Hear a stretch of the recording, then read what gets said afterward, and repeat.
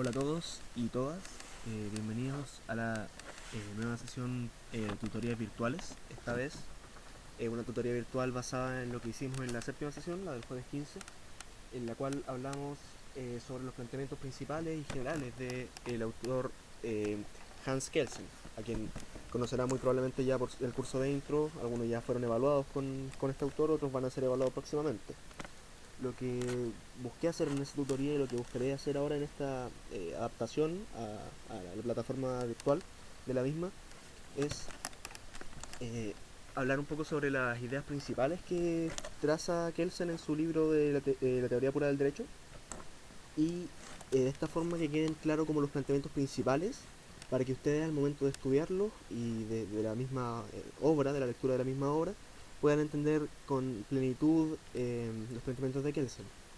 Por supuesto, esta tutoría no basta para poder entender completamente lo que habla Kelsen, ni menos para responder una prueba o un examen solo con esta tutoría, sino que esta sirve como de introducción al conocimiento de la teoría de Kelsen, ¿no? Pero antes de estudiar a Kelsen hay que tener ciertas consideraciones previas, ¿no? Voy a ir rápido en esta tutoría porque la idea no es que estén una hora mirando el computador o escuchando este audio, ¿ya? Si voy un poco rápido, si no se entienden algunas cosas, siéntanse completamente libres de hacer cualquier tipo de pregunta, ¿ya? Bueno, una vez dicho esto, vamos con las consideraciones previas. Eh, en la tutoría anterior a la de Kelsen, en la sexta sesión, vimos con cierta profundidad la lucha entre naturalismo y positivismo, y así los diferentes tipos de naturalismo y los diferentes tipos de positivismo que habían. Eh, Ahora, al margen del bionaturalismo, lo que nos importa es recordar que el positivismo no era un solo tipo de positivismo, no es una teoría llamada positivismo jurídico, sino que son tres. Y estas tres son el positivismo metodológico, el teórico y el ideológico. Solo a modo de resumen y para activar esos conocimientos previos, recordar que el positivismo metodológico es aquel que es un modo de acercarse al estudio del derecho, una aproximación científica con una actitud avalorativa, objetiva y éticamente neutral que toma el derecho como un objeto de estudio, como un objeto de investigación. Entonces no incluye elementos finalistas o de contenido en la definición de derecho, sino que simplemente lo estudia como un fenómeno de manera objetiva, como un objeto de estudio. Y el representante máximo de este positivismo metodológico es justamente el autor que vamos a ver hoy día, que es Hans Kelsen. El siguiente tipo de positivismo que existe, el positivismo teórico, el cual eh, es una tesis que se refiere a la estructura del ordenamiento jurídico y la cual está muy ligada a la teoría estatal del derecho. Entonces se identifica con esta teoría, señala básicamente que el derecho viene del Estado y solamente del Estado, que la ley es la principal fuente, que la norma jurídica es por lo general imperativa, la teoría de la coactividad, muchos puntos que no van al caso, pero es otro tipo de positivismo distinto del positivismo que con el que se cuadra Kelsen. Un tercer tipo de positivismo entonces es el positivismo ideológico, el cual, como bien señala el nombre, es una especie de ideología, o sea, una creencia en algo, en este caso de que el derecho existente tiene un valor positivo. Y el positivismo ideológico es aquel que confunde validez con justicia. O sea, una norma, al ser válida, al pertenecer al sistema jurídico, una norma al ser derecho, es de por sí justa. Por tanto, todo lo que señale la ley va a ser justo. Vale el positivismo ideológico. El derecho positivo, solo por el hecho de ser positivo, va a ser justo, con lo que se iguala la validez y la justicia. Lo cual está bastante demostrado que no es lo mismo. O sea, la ley puede decir cualquier cosa y no por ello va a ser justo. El mejor ejemplo, y lo repetimos siempre, está dado en la Segunda Guerra Mundial, en el cual todas las atrocidades cometidas por el régimen nazi en contra de los judíos y otros grupos minoritarios estaban permitidas en la ley, eran derecho positivo. Matar, torturar gente era parte del derecho. Entonces, un positivista ideológico, un positivista ultrón, por decirlo de una forma, eh, radicalmente positivista, podría decir, bueno, si está en la ley, entonces es justo, pero nadie en su sano juicio podría pensar que matar seres humanos y torturarlos de esa forma va a ser nunca justo, ¿ya? Bueno, de hecho, después de esa experiencia de la Segunda Guerra Mundial, el positivismo se vino abajo por ese exceso positivista. Y el reconstructor del positivismo después de esa etapa es Hart, a quien veremos en el siguiente video. Pero bueno, dejando eso de lado, está clara la distinción entre los tres tipos de positivismo como forma de estudiar el derecho, como una tesis referida a la estructura que tiene el ordenamiento jurídico y como una creencia en que el derecho de por sí es justo y tiene un valor positivo, ¿ya? Independientemente de un contenido. Kelsen se enmarca en el primer tipo de positivismo, metodológico, un estudioso del derecho que lo ve de forma objetiva, de forma neutral y valorativa, ¿ya? Bueno, además del naturalismo versus positivismo, también una consideración previa para analizar el planteamiento de Kelsen es recordar el modelo de análisis de teorías de Joseph Raz, un discípulo de Hart, quien eh, para analizar las teorías de diferentes autores, como Kelsen, como Hart, como Dworkin, etc., estableció 4 criterios mediante los cuales agrupar las diferentes ideas de estos autores expresadas en sus textos, y de esta forma, con esta estructura de los 4 criterios, poder comparar lo que dice cada autor, ¿ya? No son criterios que digan Raz, ya, si la teoría de tal autor cumple con estos 4 criterios, es una buena teoría, es una mala teoría, o un sistema jurídico existe, no, nada que ver. Son criterios que él establece después de hechas las teorías, solo como una forma de compararlos, ¿ya? ¿Cuáles son estos criterios? Primero, el criterio de existencia. Con el criterio de existencia, lo que Raz busca lograr es comparar, según cada autor, qué requisitos debe cumplir un sistema normativo para ser un sistema jurídico. De esta forma se puede diferenciar un sistema jurídico de un sistema moral, de un sistema de normas religiosas, etc. Cada autor tendrá su propia visión sobre cuáles son los requisitos que debe cumplir el sistema normativo para ser jurídico, y a través del criterio de existencia de Raz los puede comparar. El criterio de identidad o membresía eh, es aquel por el cual Raz se pregunta, o cualquiera en realidad que analice las teorías de los autores, según el autor, qué requisitos debe cumplir la norma para ser parte de este sistema jurídico. Entonces tenemos un sistema normativo primero, que se convierte en sistema jurídico, y luego tenemos una norma que, según el criterio de identidad, vamos a ver si pertenece o no a este sistema jurídico. Ya luego viene el criterio de estructura, el cual se preocupa por los patrones de relaciones o vínculos entre las normas que forman parte del sistema jurídico. ¿Okay? Primero distinguimos cuándo hay un sistema jurídico, después cuando una norma se integra a este sistema jurídico, ahora qué tipo de relaciones existen entre las normas pertenecientes ya al sistema jurídico. Por último, el criterio de contenido, en el cual la pregunta, que transversal a todo autor que realiza una teoría general del derecho, es si es necesario o no que el sistema jurídico tenga un contenido para que exista. Lo cual tiene, por ejemplo, en Kelsen una respuesta bastante distinta a Hart, que ya será menester verlo. Entonces estos son los 4 criterios: existencia, identidad, estructura y contenido. A través de esos 4 criterios vamos a evaluar la teoría de Kelsen, así como más adelante vamos a evaluar la de Hart o la de Dworkin. Ojo, estos criterios son solo para efectos, digamos, pedagógicos, que quede más claro un análisis. Muy difícilmente les van a preguntar esto en la prueba, probablemente ni siquiera lo han visto en la sala. Es solo una manera de ordenarlos para analizarlos de mejor manera, ¿ya? Bueno, empecemos. Hans Kelsen vivió desde finales del siglo XIX hasta 1973. Es un autor muy importante, no solo en introducción al derecho, sino también en derecho administrativo, derecho internacional, constitucional. De hecho, Hans Kelsen es el creador de los tribunales constitucionales.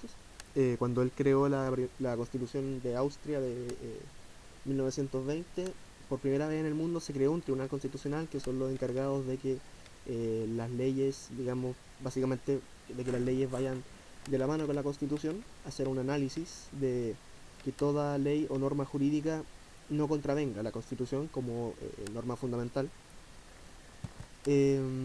Como les dije, Kelsen es un positivista metodológico y tiene su libro más reconocido es La teoría pura del derecho, la cual tiene 2 ediciones, la del 35 y la del 60, en la cual es como una especie de actualización de la primera, donde incluso evoluciona en parte de su teoría, en el cual analiza el derecho como fenómeno autónomo de consideraciones ideológicas o morales del cual excluyó cualquier idea de derecho natural. O sea, el derecho es un fenómeno autónomo, es un objeto de estudio y es distinto de cualquier idea de derecho natural. Acá no se trata de todo lo contrario del naturalismo, esto es positivismo puro y duro.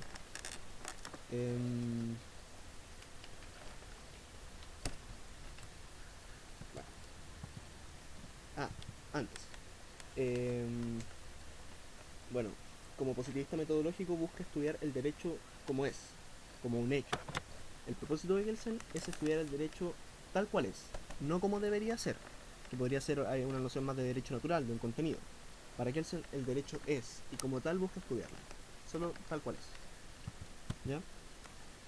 Entonces, crea una teoría pura, la cual busca ser una teoría del derecho positivo, no derecho natural, y una teoría general del derecho, ¿ya? Donde el único objeto de estudio es el derecho tal cual es. Ahora bien, entremos al criterio de existencia. ¿Qué era el criterio de existencia? El criterio de existencia era aquel que por el cual se preguntaba cuándo, con qué requisitos un sistema normativo pasa a ser un sistema jurídico. En este caso hay dos puntos relevantes de los cuales hablar respecto a Kelsen. Primero, para Kelsen el derecho, el sistema jurídico, es un sistema u orden coactivo eficaz. ¿Y eso qué significa? Significa que lo más importante en un sistema jurídico, lo que todo sistema jurídico debe tener para existir, son las nociones de coacción y de sanción. El derecho es una técnica de coacción social. El derecho es un sistema que se atribuye el monopolio de la fuerza y establece sanciones, o sea, consecuencias jurídicas desfavorables eh, a las personas que no lo cumplen. ¿Ya? Entonces, la coacción, bueno, es el poder legítimo del derecho para imponer su cumplimiento o prevalecer sobre la infracción de una norma. Para Kelsen, ¿qué es el derecho? El derecho es el sistema u orden coactivo eficaz. Ni más ni menos.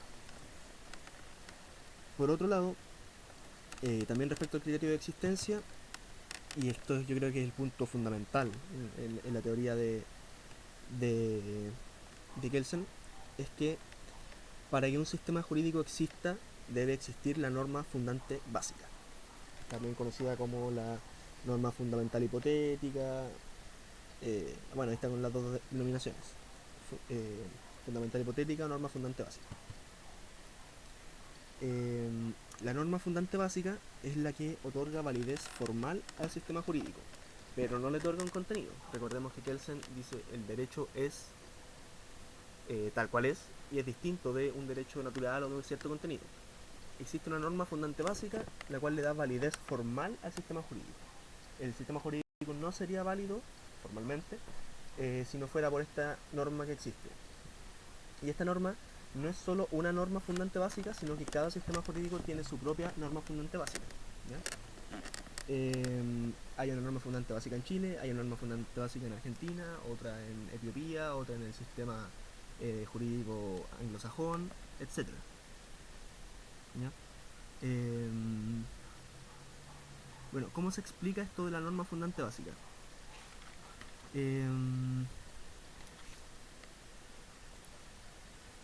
La norma fundante básica se explica porque toda norma tiene su validez para Kelsen en una norma de mayor jerarquía.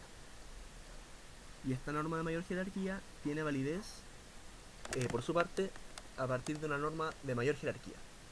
Y esta a su vez es válida a partir de la constitución actual.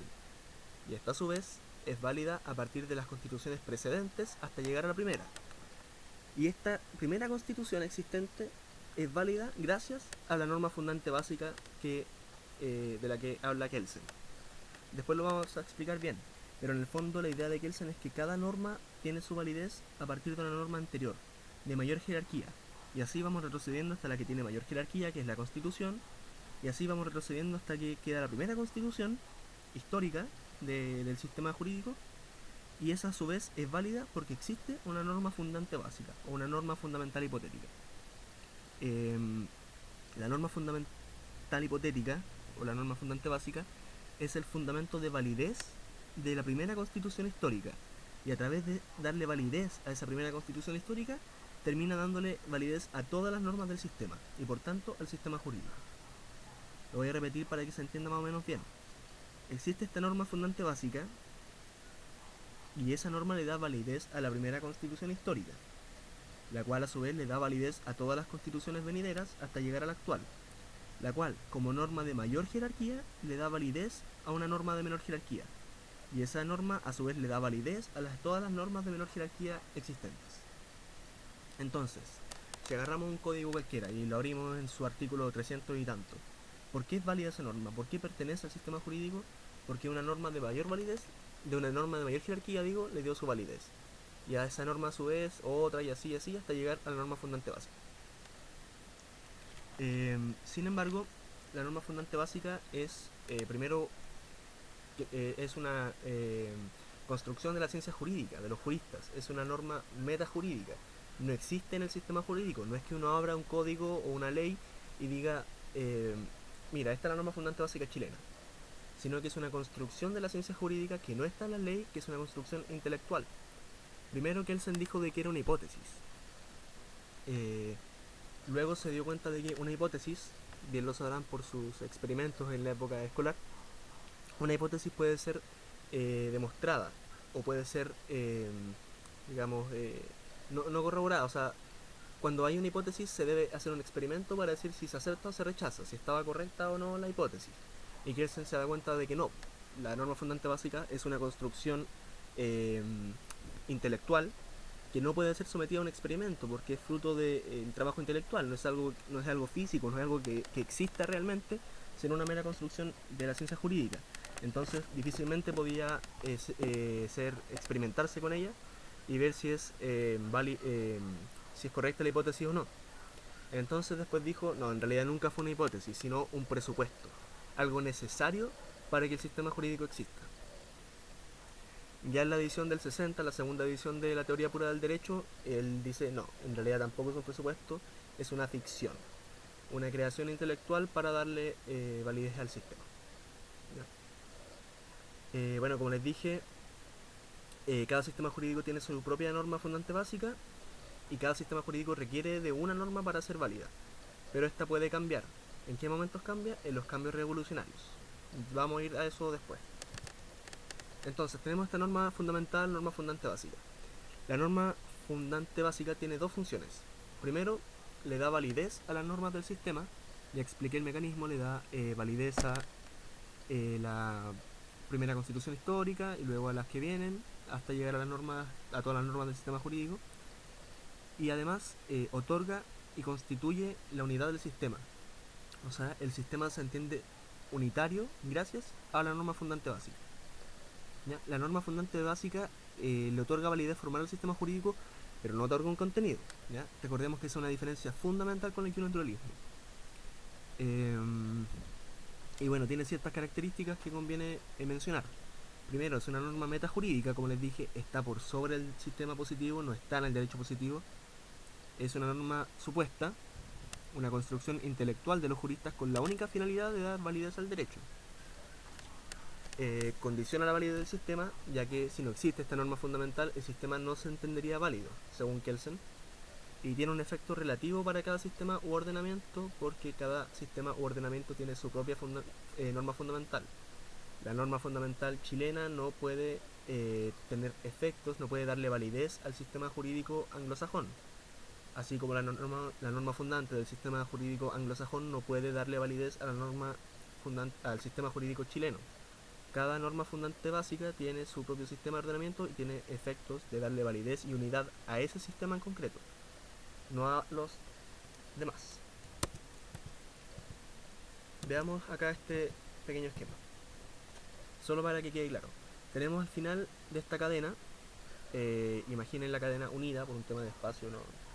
Lo de la izquierda que termina con las constituciones anteriores continúa a la derecha, la constitución actual. La norma de menor jerarquía tiene su validez por la norma de mayor jerarquía, y esta a su vez es válida gracias a la existencia de las constituciones, que son válidas gracias a esta creación intelectual de Kelsen llamada norma fundante básica. Bueno, había mencionado de que cada sistema jurídico requiere de una norma fundante básica para ser válido, pero que esta puede cambiar, ¿verdad? Por ejemplo, cuando cambia en los cambios revolucionarios. Si hay una revolución para Kelsen, una revolución triunfante, por supuesto, que cambia los cimientos del sistema, debe erigirse esta revolución con una nueva norma fundante básica. Entonces, por ejemplo, llevémoslo al caso chileno. Tenemos una norma de menor jerarquía, la cual, a ver, por ejemplo, una sentencia de un tribunal. ¿Por qué es válida la sentencia del tribunal? Porque así lo dice una ley, que es de mayor jerarquía que una sentencia, ¿verdad? Entonces, tenemos esta norma del caso particular, la norma que dice el juez, yo decidí así este caso. ¿Por qué es válida esa norma para el caso particular? Porque una ley, una norma de mayor jerarquía, lo establece así. ¿Y por qué es válida esa ley? Por la constitución actual, la constitución del 80. ¿Y por qué es válida? Por la constitución anterior, que es la de 1925, y esa a su vez por la anterior de 1833, y así hasta la primera constitución, que es la de 1818, la cual es válida gracias a la norma fundante básica. Ese podría ser el caso de Chile. El tema es que para Kelsen, con el golpe militar del 73, que fue justamente el año en que murió Kelsen, habría una revolución en el sistema chileno, y con la aparición de la nueva constitución del 80, habría cambiado la norma fundante básica. El golpe militar se entiende como una revolución y la constitución se entiende como la primera constitución histórica. ¿Por qué? Porque hay un sistema distinto, ya no es el mismo sistema jurídico que teníamos anteriormente, y entonces la primera constitución histórica chilena sería la del 80. ¿Y cómo es la constitución actual? Bueno, la primera constitución histórica y la constitución actual serían la misma. Entonces, esta sentencia que dijimos de un caso concreto es válida, ¿por qué? Porque así lo dice la ley, que tiene mayor jerarquía, y esta es válida, ¿por qué? Porque así lo dice nuestra primera constitución histórica, después de la revolución, que sería la constitución del 80, que es válida por la norma fundante básica. Espero que se haya entendido. Entonces, bueno, en síntesis, con el criterio de existencia, ¿cuándo existe un sistema jurídico? Bueno, un sistema jurídico para Kelsen es todo aquel que es un orden coactivo eficaz. Si no es un orden coactivo eficaz, no es un sistema jurídico. Podrá ser cualquier cosa, pero no es un sistema jurídico.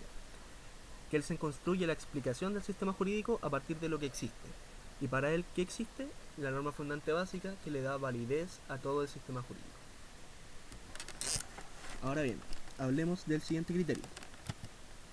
El criterio de identidad. Kelsen diferencia... recordemos primero, el criterio de identidad es aquel que determina cuándo una norma pasa a ser parte de un sistema jurídico, para así distinguir las normas jurídicas de las morales, de la red social, etc.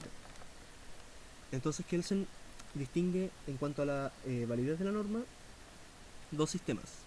Primero habla de los sistemas estáticos, en la cual una norma es válida fundada en su contenido. O sea, hablamos de una correlación material en oposición a formal. La norma en cuestión es válida si es que respeta un contenido. Si no respeta ese contenido, no será válida y por tanto no será obligatoria. Si lo respeta, va a ser válida y obligatoria. También, además de los sistemas estáticos, para Kelsen existen los sistemas dinámicos, en la cual la validez no está fundada en el contenido, sino en el procedimiento de creación de la norma. O sea, una correlación formal. Si la norma respeta el procedimiento de creación, va a ser válida y por tanto obligatoria.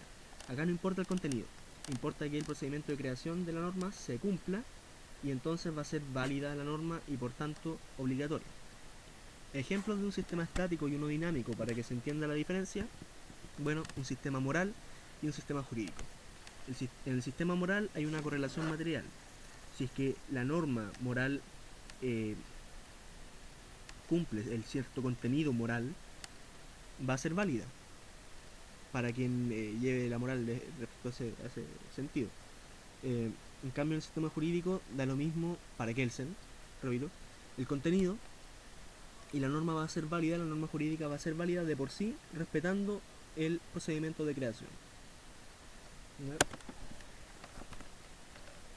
Entonces, también hay que recordar de que, bueno, en un sistema jurídico en el cual la norma es válida y pertenece al sistema jurídico, respetando el procedimiento de creación, cuando la norma existe, siguiendo ese procedimiento de creación, va a ser válida y va a ser obligatoria. Entonces, para Kelsen, la existencia de la norma, que viene del procedimiento de creación, es igual a la validez de la norma y a su obligatoriedad. Y bueno, ¿cuál es el procedimiento de creación de una norma? Bueno, la norma fundante básica, ¿no? Bueno, la ley establece cómo se crean, la Constitución establece cómo se crean las leyes, y la ley establece cómo debe fallarse los tribunales. ¿Y por qué la Constitución establece tal cosa? Porque la norma fundante básica le da la validez necesaria para que pueda decirlo, ¿ya? La existencia de la norma viene precedida de un procedimiento de creación, el cual le da la validez a partir de la norma fundante básica. Y si la norma respeta este procedimiento de creación, va a ser válida y por tanto obligatoria.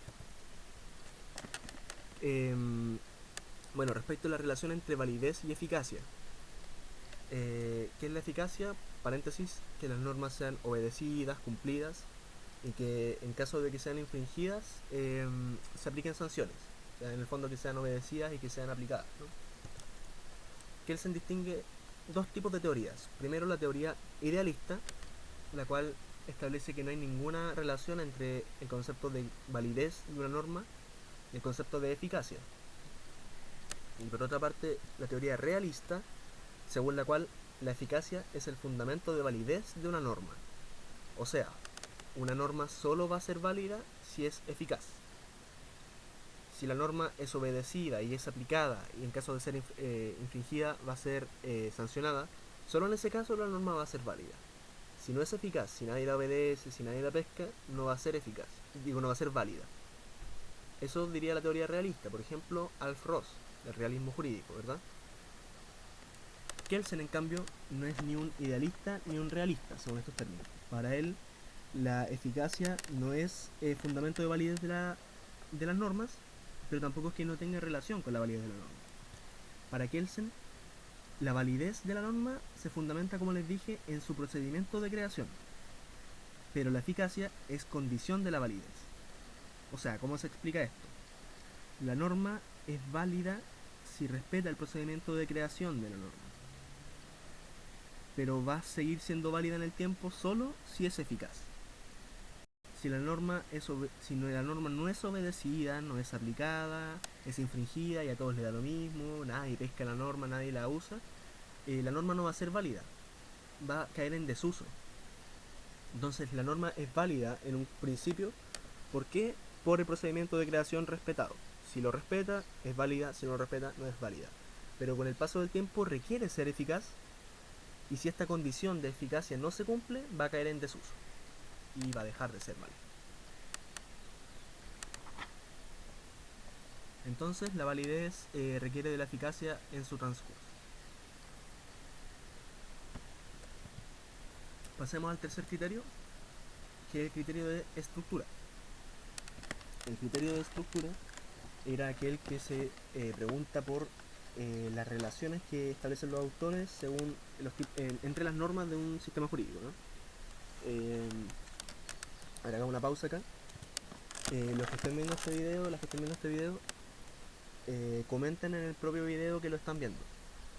De este modo puedo saber quién realmente lo vio y quién no lo vio, y así las pongo presentes en la tutoría a la cual faltaron, por este caso la de Kelsen.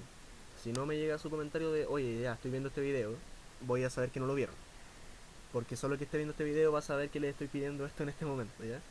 Así que comenten en el video de YouTube. Si no tienen cuenta en YouTube, me comentan por Facebook o por correo, por donde sea, oye, vi el video, y de esta forma las pongo presentes en la tutoría, ¿vale? Sigamos. Entonces, el criterio de estructura era aquel que se preguntaba por los tipos de relaciones de las normas de un sistema jurídico. Y Kelsen distingue, recordemos que Kelsen es un estudioso del derecho, por eso tantas distinciones, por eso, aunque incluso como en la idealista y la realista, aunque incluso no las comparta, Kelsen hace muchas distinciones y estudia cómo son los diferentes sistemas jurídicos o las diferentes teorías. Él establece que hay dos tipos de relaciones entre las normas.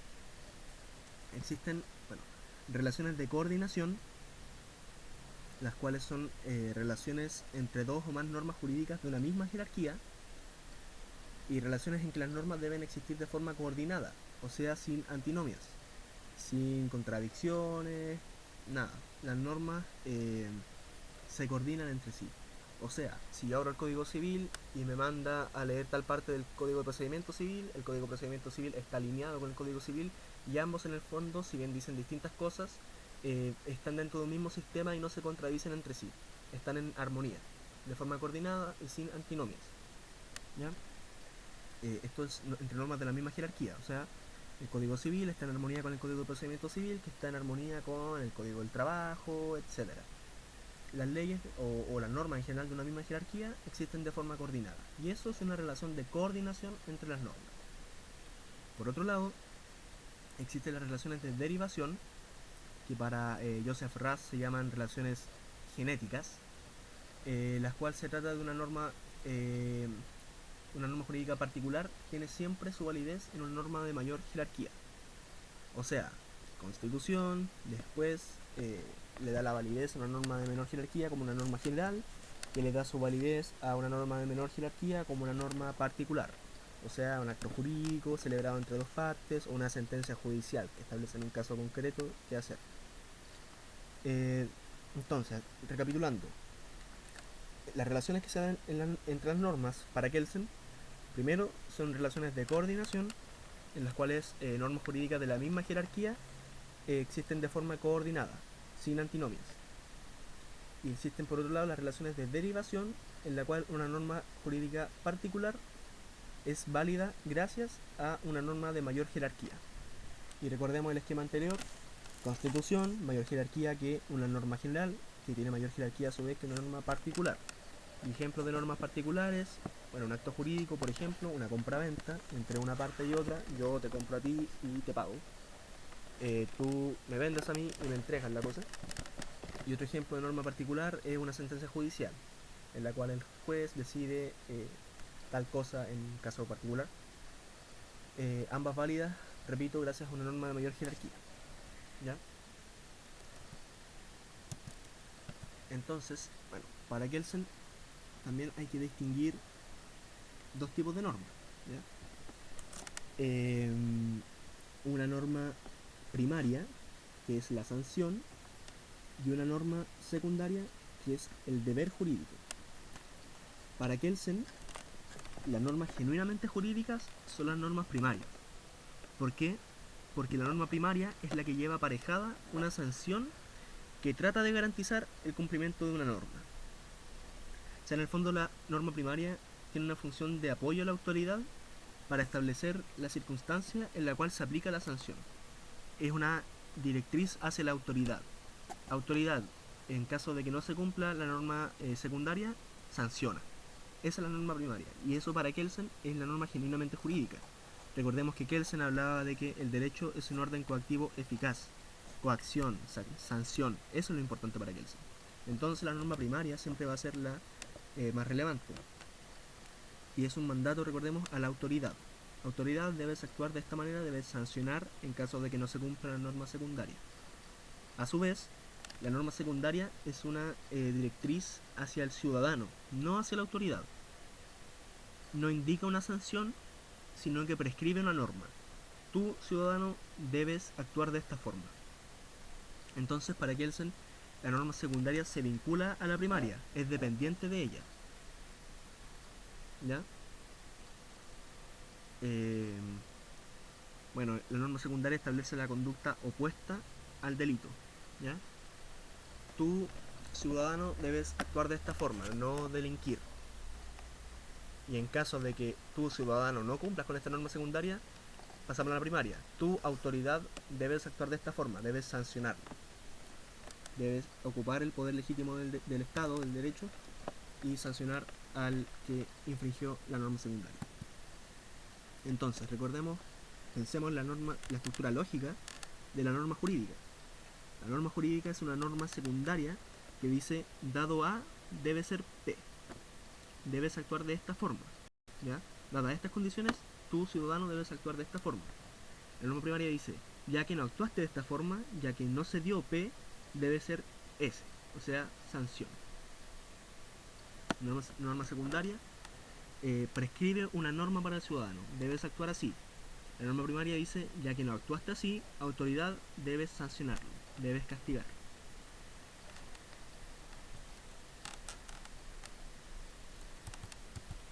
Por último, en cuanto al criterio de contenido. El criterio de contenido es aquel que se pregunta por si el autor reconoce que el sistema jurídico debe tener o no un contenido para ser tal. El contenido para Kelsen es jurídicamente irrelevante. La norma jurídica no vale por tener un contenido determinado, sino por haberse producido de determinada manera. Y en última instancia, vale por haber sido producida a través de la norma fundante básica, que es el presupuesto, ¿no?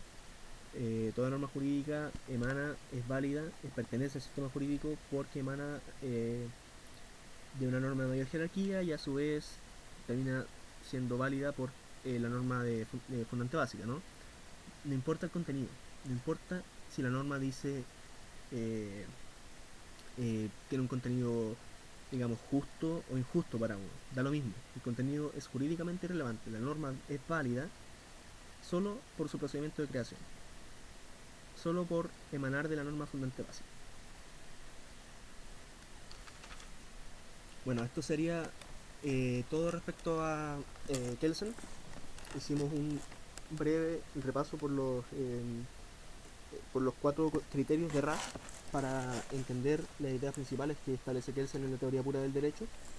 Y como resumen, el criterio de existencia, cuando existe el sistema jurídico, bueno, la existencia del sistema jurídico está determinada porque el sistema jurídico es un orden coactivo eficaz, en donde el aparato del derecho funciona cuando es castigado aquel que infringe una conducta a través de la coacción como poder legítimo del derecho y se sanciona, o sea, se le da una consecuencia jurídica desfavorable a quien infringe las normas, y además que existe una norma fundante básica, norma fundamental hipotética, de la cual depende la validez de todo el sistema y la cual le da unidad al sistema jurídico en sí, que existe gracias a esa norma fundante básica. En cuanto al criterio de identidad, en cuanto perdón, en cuanto al criterio de identidad, distinguimos los sistemas estáticos de los dinámicos y dijimos de que el sistema jurídico era un sistema dinámico, ya que la validez de la norma estaba fundada en el procedimiento de su creación y no en un contenido, o sea, hablábamos de correlación formal y no material. Y además hablamos de la relación entre la validez y la eficacia, ¿verdad? Para Kelsen, la eficacia no es que no tenga ninguna relación con la validez, pero tampoco es su fundamento, sino que la eficacia es una condición de validez. La norma es válida por ser creada respecto a un procedimiento de creación, pero mantiene esa validez en el tiempo cuando es eficaz, cuando es obedecida y aplicada. Si no, la norma cae en desuso. La eficacia entonces es condición de la validez. En cuanto al criterio de estructura, dijimos de que existen relaciones de coordinación entre normas de una misma jerarquía y relaciones de derivación, ya que una norma de menor jerarquía emana de una norma de mayor jerarquía. ¿Ya? Como la norma particular, acto jurídico o sentencia judicial, que emana de una norma general, que emana a su vez de la Constitución, que es la norma de mayor jerarquía, exceptuando por la norma fundante básica. En cuanto al contenido, dijimos de que era jurídicamente irrelevante. Eso sería, en resumen, la teoría de Kelsen, explicada en la teoría pura del derecho. Ahora ustedes tienen que estudiarlo. Estas son las ideas generales, de modo tal de orientarlos en su lectura, y no intenta ser en ningún modo como sustitutivo de una lectura o de un estudio propio de Kelsen, sino solo una ayuda para que una explicación de las ideas más importantes para que ustedes al momento de estudiarlo les quede bastante claro y sea todo mucho más fácil y provechoso, ¿no? Espero sus comentarios diciendo, oye, vi el video, y de esta forma los dejo presentes, ¿ya? Recuerden, porque si no, no los puedo poner presentes porque no me consta que en verdad lo vieron. Así que eso, muchas gracias por ver el video, y como sé que expliqué muchas cosas muy rápido y quizá demasiado rápido, cualquier pregunta, cualquier duda que haya quedado, incluso si no me entendieron bien, pregunten nomás con confianza. Así que eso, que tengan un buen día, una buena semana, y sería todo. Adiós.